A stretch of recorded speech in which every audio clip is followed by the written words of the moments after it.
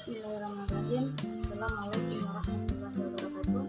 Perkenalkan, nama saya Muhammad Ibrahim dari Universitas Islam Negara dan Kota Palembang, Fakultas Ilmu Tarbiyah dan Keguruan, dari kelas PBNU 1 dengan NIM 2210201031. Saya akan memaparkan ulang makalah dari kelompok 4 yang berjudul Memahami Cara Pembentukan Kalimat dalam Bahasa Indonesia, untuk memenuhi tugas ulangan tengah semester dari Ibu Pengampu DRA Nuklairi MPDI.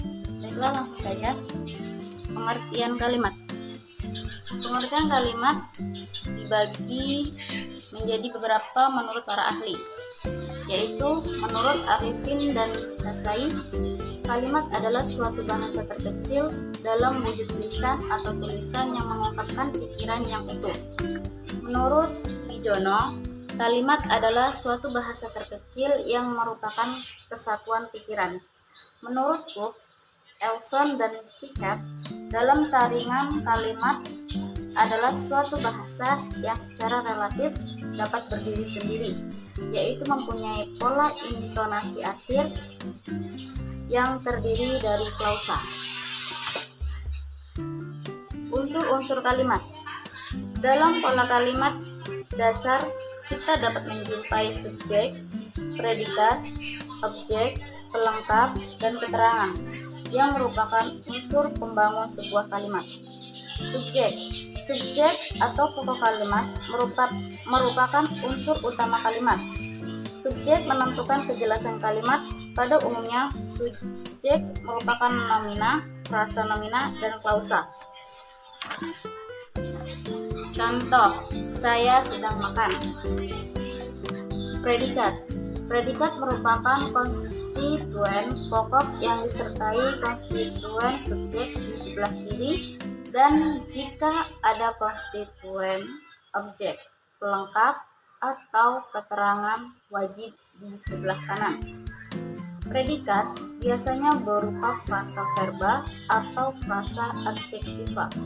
Contoh, ayahnya guru bahasa Inggris. Objek adalah konstituen kalimat yang kehadirannya dituntut oleh predikat yang berupa verba transitif pada kalimat aktif. Objek biasanya berupa nomina atau frasa nomina. Contoh, Adi mengunjungi Pak Rustam. Pelengkap berwujud frasa nomina, frasa verba, frasa adjektiva, frasa adjektival, frasa preposisional, atau klausa. Contoh, ibunya sakit kepala.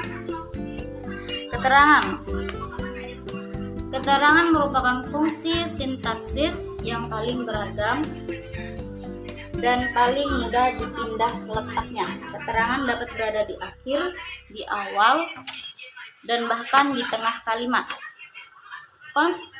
Konstituen keterangan biasanya berupa frasa nomina, frasa preposisional, atau frasa adverbia. Contoh, dia memotong rambutnya di kamar. Pola kalimat dasar. Kalimat yang jumlahnya banyak biasanya disusun dengan pola yang mempunyai makna. Pola-pola tersebut disusun berdasarkan unsur-unsur pembagian kalimat. Berikut merupakan pola kalimat dasar. Kalimat berpola SP atau P verba. Kalimat berpola SP merupakan kalimat yang berdiri dari subjek dan predikat, di mana subjek berupa nomina, frasa nomina, atau klausa, sedangkan predikat berupa verba atau frasa verba. Kalimat yang berpola SP merupakan kalimat yang terdiri dari subjek dan predikat, di mana subjek berupa nomina, frasa nomina, atau klausa, sedangkan predikat berupa nomina.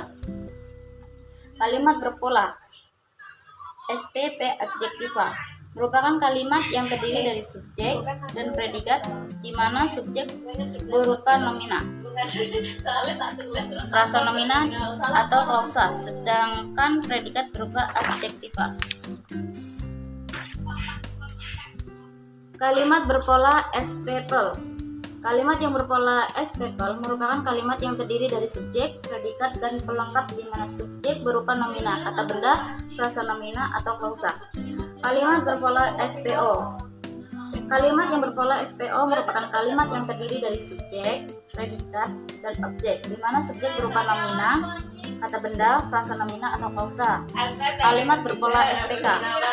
Kalimat yang berpola SPK merupakan kalimat yang terdiri dari subjek, predikat, dan keterangan di mana subjek berupa nomina, kata benda, frasa nomina, atau klausa. Kalimat berpola SPOK. Kalimat yang berpola SPOK merupakan kalimat yang terdiri dari subjek, predikat, objek, dan keterangan di mana subjek berupa nomina, kata benda, frasa, nomina, atau klausa. Jenis-jenis kalimat.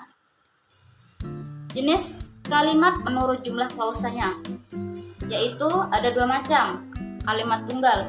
Kalimat tunggal adalah kalimat yang terdiri dari atas satu klausa, karena terdiri dari satu klausa yang unsurnya subjek dan predikat yang serba tunggal, maka kalimat ini disebut dengan kalimat tunggal. Berdasarkan jenis frasa pengisi predikatnya, kalimat tunggal dapat dibagi 4, yaitu kalimat nomina, kalimat adjektival, kalimat verba, kalimat numeral,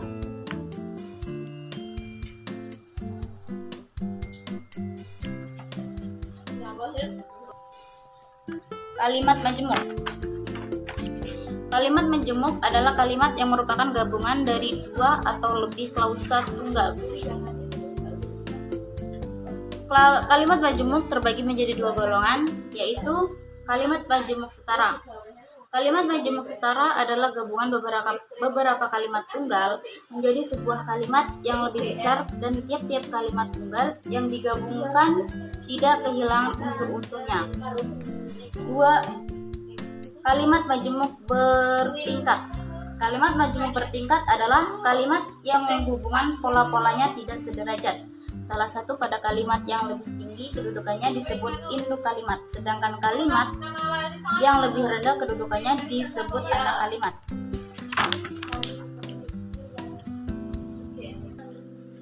Kalimat majemuk campuran.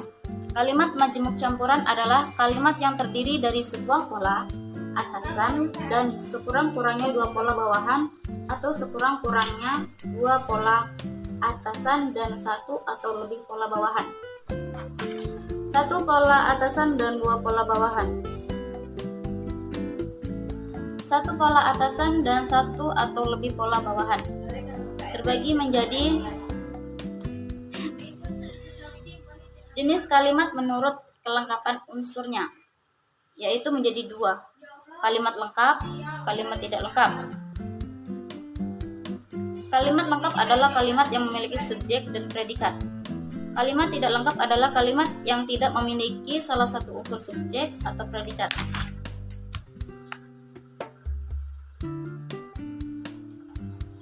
Kalimat menurut susunan subjek dan predikatnya dibagi menjadi 2, yaitu kalimat versi, kalimat inverse. Jenis kalimat menurut fungsi isinya, yaitu kalimat berita, deklaratif, kalimat tanya, interrogatif, contoh kata tanya apa, contoh kata tanya siapa, contoh kata tanya mengapa, contoh kata tanya kenapa, contoh kata tanya bagaimana, contoh kata tanya di mana, contoh kata tanya bila mana.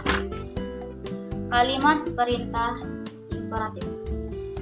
Kalimat suruh yang sebenarnya ditandai oleh pola intonasi suruh, hanya partikelah yang dapat ditambah pada kata verbal itu guna menghaluskan perintah. Kalimat persilakan yang ditandai oleh pola intonasi suruh dan menambahkan kata silakan atau persilahkan yang diletakkan di awal kalimat. Kalimat ajakan yang mengharapkan tanggapan yang berupa tindakan, hanya perbedaan tindakan itu bukan hanya dilakukan oleh orang yang diajak berbicara, melainkan juga oleh orang yang berbicara atau penuturannya. Kalimat larangan, selain ditandai oleh pola intonasi suruh, kalimat ini ditandai dengan kata jangan atau dilarang di awal kalimat. Kalimat seruan, eksklamatif. Kalimat seruan digunakan untuk menyatakan emosi atau perasaan batin yang biasanya terjadi secara tiba-tiba. Misalnya rasa terkejut, marah, kagum, gemas, kecewa, sedih, dan lain-lain. Sekianlah pemaparan makalah dari saya. Jika ada kata salah, saya mohon maaf, dan pada Allah saya mohon ampun. Saya akhiri, wabillahi taufiq wal hidayah. Wassalamualaikum warahmatullahi wabarakatuh.